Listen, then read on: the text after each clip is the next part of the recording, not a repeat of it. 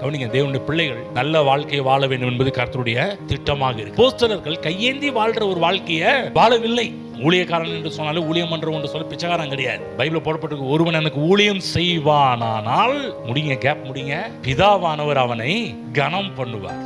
நாம் பிதாவின் கனத்திற்குரியவர்கள். ஆமென். அவருடைய கனம் எப்படிப்பட்டதா இருக்குன்னு தெரியுங்களா?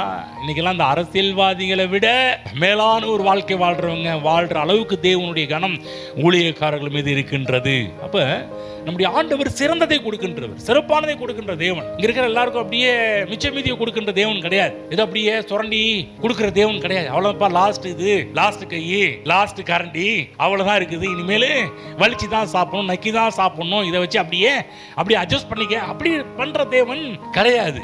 நம்ம தேவன் எப்படிப்பட்டவர் என்றால், என் நாமத்தினாலே நீங்கள் எதை கேட்டாலும் அதை நான் உங்களுக்கு பிதா மகிமைப்படும்படியாக செய்கின்ற தேவன்.